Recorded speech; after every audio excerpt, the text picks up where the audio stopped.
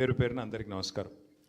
రెండేళ్లకెళ్ళి ఇక్కడ రాష్ట్రంలో ఏం నడుస్తుంది అంటే, చిన్నగా ఉన్నప్పుడు నేను ఒక సినిమా చూసిన స్కూల్లో ఉన్నప్పుడు, అహానా పెళ్ళంట అని ఒక సినిమా చూసిరా అందరూ? టీవీలలో బాగా వస్తుంటుంది. ఏం నడుస్తుందంటే, కాంగ్రెస్ వాళ్ళు సేమ్ అహానా పెళ్ళంట అలా కోటా శ్రీనివాసరావు గారు చేసినట్టే అచ్చంగా కొత్త ఇంటల్లోనే పిలిచిర్రు పెళ్ళికి. పిలిచినాక అల్లుడేమన్నాడు, మామ నాకు చికెన్ బిర్యానీ తినాలనిపిస్తుందని అన్నాడు. అంటే ఏం చేసిండు, ముంగట తెల్లన్నం పెట్టి అందులో కొంత పచ్చడి వారేసి ముంగట కోడిని కట్టేసినాడు. కోడిని ఎలాడదీసి దాన్ని చూసుకుంటూ తిను, నీకు చికెన్ తిన్నట్టే ఉంటుందని చెప్పి వినిపించిండు. సేమ్ టు సేమ్ గదే పని రేవంత్ రెడ్డి గారు ఎలక్షన్ ముందు రాహుల్ గాంధీని తీసుకొచ్చి, సిద్ధరామయ్య గారిని తీసుకొచ్చి, సల్మాన్ ఖుర్షీద్ని తీసుకొచ్చి, ప్రియాంక గాంధీ గారిని తీసుకొచ్చి, ఖార్గే గారిని తీసుకొచ్చి, అందరిని తీసుకొచ్చి మంచిగా మన ముంగట ఒక కోడి కట్టిండు. ఆ కోడి పేరు 6 గ్యారంటీలు. 6 గ్యారంటీలు, 6 డిక్లరేషన్లు. ఆ కోడి కట్టిండు, సినిమా చూపెట్టిండు, ఓట్లు వేసుకున్నాడు. ఇక ఓడ మీద ఉన్నప్పుడు ఓడమల్లన్న, ఒడుకెక్కినాక బోడమల్లన్న. ఇప్పుడు ఏమైందిరా బాయ్, మరి ఏం సంగతి చెప్తలేవు, ఏం సంగతి 100 రోజులు అన్ని చేస్తా అంటివి, ఏడబోతివి, ఏం సంగతి అంటే ఇప్పుడు కొత్త కథ ఎత్తుకున్నాడు. నాకేం తెలుసు, ఇక్కడ లంకె బిందెలు ఉంటాయనుకుని వచ్చిన, లంకె బిందెలు లేవు కాబట్టి నేను చెయ్యా.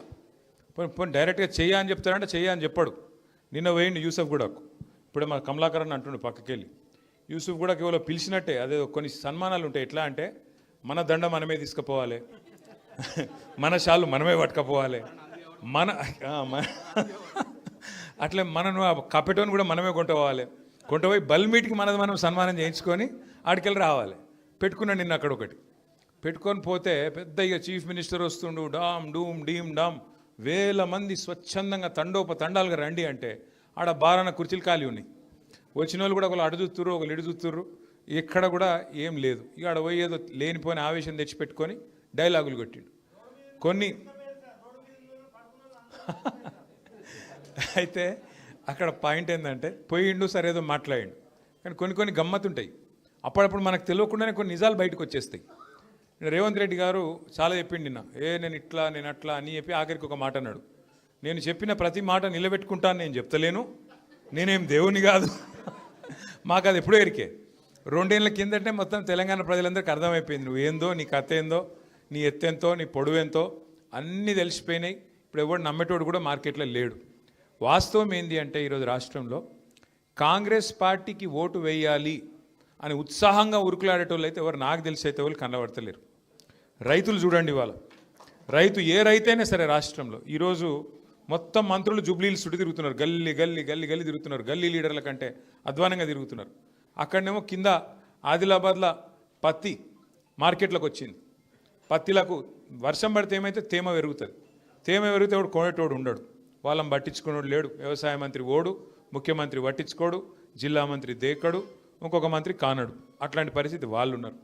మొత్తం రాష్ట్రంలో ధాన్యం కొనుగోలు కేంద్రాలకు చేరింది, ధాన్యం కొనుగోలు చేసింది లేదు, కొనేటోడు లేడు, అడిగేటోడు లేడు, సమీక్ష చేసేటోడు లేడు. పాపం రైతులు విధి లేక మళ్ళీ మార్కెట్లో ప్రైవేట్ వాళ్ళకు, దళారులకు అమ్ముకునే పరిస్థితి వచ్చింది. వాళ్ళని అడిగినోడు లేడు. రైతులు ఉడికిపోతున్నారు. ఇప్పుడే పొన్నాల లక్ష్మయ్య గారు చెప్పినట్టు, బోనస్ ఇచ్చుడు లేదు, పోని టైంకు పెట్టుబడి ఇచ్చుడు లేదు, పోని విత్తనాల టైంకి అందించుడు లేదు. ఈ ఎరువుల కోసం అయితే ముష్టి యుద్ధాలు మీరు చూసిరు. మొన్న ఎరువుల బస్తాల కోసం పోయి 3 రోజులు 4 రోజులు లైన్లలో నిలబడి అడ్డంబడి, ఆఖరికి మిర్యాలగూడలో ఒక ఆడబిడ్డ, ఒక రైతు, మహిళా రైతు, ఆఖరికి అక్కడనే చచ్చిపోయిన పరిస్థితి మీ అందరు కూడా చూసినారు. అట్లాంటి పరిస్థితి వాళ్ళ రైతులకు వచ్చింది.